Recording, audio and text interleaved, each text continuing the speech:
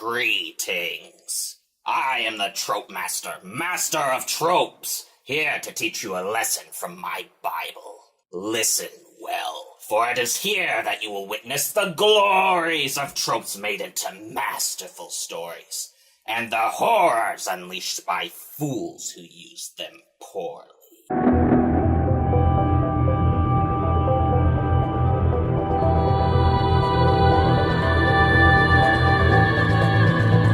Today we shall discuss Bickering Couples.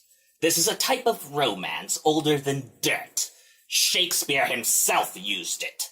It is fairly common in movies. Whenever you see a man and woman constantly fighting with each other, there is a phenomenally high chance of them ending up together. Double or triple that if the woman hits or rejects the man. It is in many kinds and qualities of movies, from Star Wars to Iron Man to the Ant Bully to Valerian and the City of 1,000 Planets. Even Beauty and the Beast had it. The first one. Why is this in so much fiction? There are many reasons. Sometimes it is a product of characters. Characters that are too proud, too aggressive, too belligerent, may not be even able to admit to having such soft and cutesy feelings for someone else. And when done right, such a relationship is the perfect reflection of those two characters.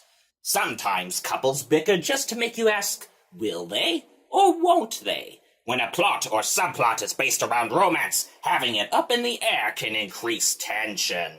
In theory, this means that the audience is more invested, and if the audience cares enough about the characters, it works well. And then there are the couples that bicker to act as a contrast for sweet moments, to make them that much sweeter. It shows that the couple has a hidden sweet side that they may only show to each other. Usually the bickering is a front for embarrassment or denial, and when you see their true feelings come to the front, you're supposed to say, "Aw, they really do love each other after all." You must be careful, though, to truly balance the sweet and the sour. If you can do it right, you can make it quite entertaining and quite endearing. But there's a dark side to these that can turn any romance into a horror.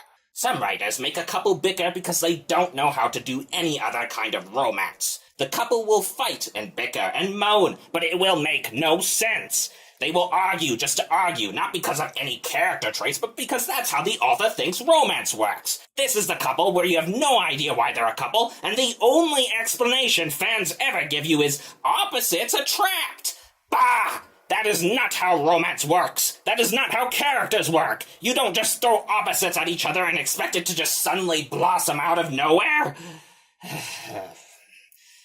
Then there is the will they or won't they couple. Except the author forgets to give us a reason to care. A relationship is only as strong as the characters who make it up. And if your only characters are a selfish jerk and a wishy-washy action hero, or otherwise not fun to watch, then their romance is nothing more than a distraction. On top of this, authors sometimes use this situation to pad their runtime. They give the most idiotic reasons why the couple cannot or won't be together, and expect that the audience will suspend their disbelief. I'm a senator. If you follow your thoughts through to conclusion, it'll take us to a place we cannot go.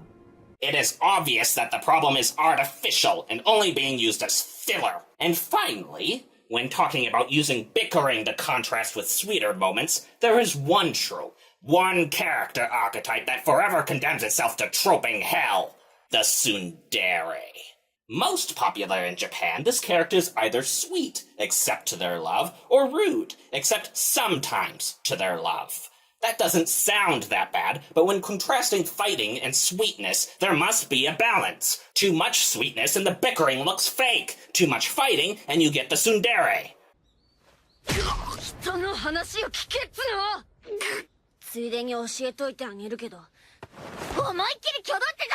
By itself, the tsundere does not have to be a bad trope, but is most often taken too far. The tsundere becomes abusive, doesn't communicate, vents all their problems in childish tantrums, or otherwise makes the romantic lead's life a living hell. But because they have a sweet side inside, I guess that makes up for all the abuse? No. Too great a contrast between the arguing and romance, and the romantic moments are soured beyond repair. Your readers, your audience will not like it. Even in a comedy where slapstick is expected, this comes off as wrong. Do not do this. Do not do it. The bickering couple romances and the tropes that go with them are not inherently bad, but it is an easy temptation for writers to simply use it for their romances without understanding how or why one should use it. And here is where you get many couples that bicker pointlessly just as an indication of romance, rather than because it actually makes sense. It is my hope that you can now avoid this and bring your stories to glory. Thus endeth the lesson. If you make a request of me to speak of another trope, or something that you've seen repeated in many films, I will do my best to honor that request. Leave your requests in the comments below, like and subscribe. Hit the bell button that you may witness the further glories and horrors of tropes, and become a master like me. Next month, we shall discuss the Xanatos Gambit. I shall see you then.